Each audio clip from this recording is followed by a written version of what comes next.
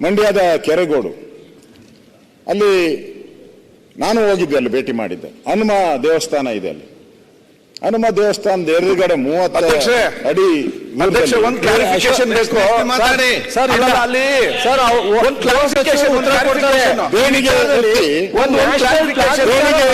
ಔಷಧಿ ಅಂದ್ರೆ ವಿರೋಧ ಪಕ್ಷ ನಾಯಕರಾಗಿ ಈಗ ಹನುಮಾನ್ ದೇವಸ್ಥಾನ ಮುಂದೆ ಹಾಕಿದಾರ. ಪಂಚಾಯತಿ ಹತ್ರ ಪಂಚಾಯತಿಯವರು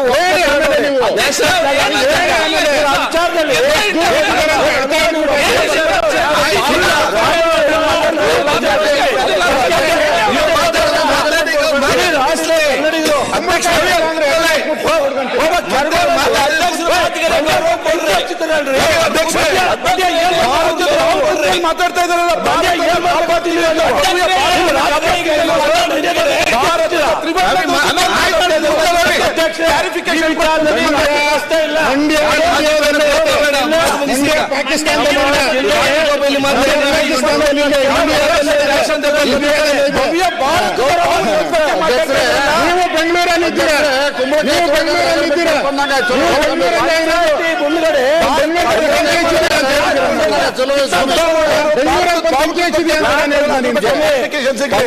ಒಂದ್ ನಿಮಿಷ ಮಾತಾಡಕ್ಕೆ ಬಿಡಿ ಅಧ್ಯಕ್ಷರೇ. ಏನು ನಾನು ಸರ್ ಒಂದ್ ನಿಮಿಷ ಚಲುವರಾಯಸ್ವಾಮಿ ಅವರೇ, ನಾ ಬೇರೆ ಏನಾದ್ರು ಹೇಳಿ ಆದ್ರೆ ನ್ಯಾಷನಲ್ ಫ್ಲಾಗ್ ಕಿತ್ತಾಕಿ ಅಂತ ಹೇಳ್ತಿರಲ್ಲ ನೀವು. ದೇಶವನ್ನ ಸಂವಿಧಾನ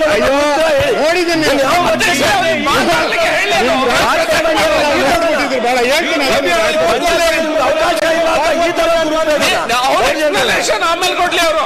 ರವಿ ನೋಡಿದ್ದೀನಿ, ಕೂತ್ಕೊಳ್ಳಪ್ಪ. ಮಾನ್ಯ ವಿರೋಧ ಪಕ್ಷದ ನಾಯಕರು ಕ್ಲಾರಿಫೈ ಆಯ್ತಮ್ಮ, ಕೂತ್ಕೊಳ್ಳಿ. ಕೈ ಅಂತ ನಿಮ್ ಕೂತ್ಕೊಳ್ಳಿ. ಆಯ್ತು, ಕೂತ್ಕೊಳ್ಳಿ ಅಮ್ಮ.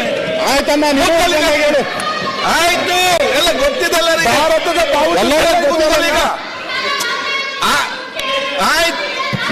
ಆಯ್ತು, ಕೂತ್ಕೊಳ್ಳಿ.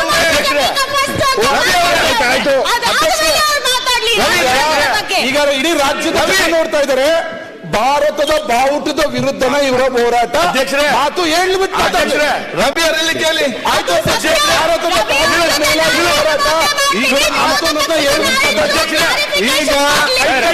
ಈಗ ನೋಡಿ ಎಲ್ಲರಿಗೂ ಆಯ್ತು, ಆಯ್ತು, ಹೇಳ್ದು ಕೇಳಿ ಅಧ್ಯಕ್ಷರೇ. ಆಯ್ತು, ಕೂತ್ಕೊಳ್ಳಿ. ಈಗ ವಿಚಾರ ಏನಂತ ಹೇಳಿದ್ರೆ, ನಿಮ್ಮ ಅಲ್ಲಿ ಮಂಡ್ಯದಲ್ಲಿ ಏನ್ ನಡೆದಿದೆ ಅಂತ ಎಲ್ಲರಿಗೂ ಕೂಡ ಇವತ್ತು ಗೊತ್ತಿದೆ.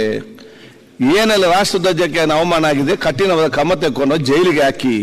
ಇದರಲ್ಲಿ ಯಾರಿಗೂ ರಾಷ್ಟ್ರಧ್ವಜಕ್ಕೆ ಅವಮಾನ ಎಲ್ಲಿ ಕೂಡ ಆಗಬಾರ್ದು.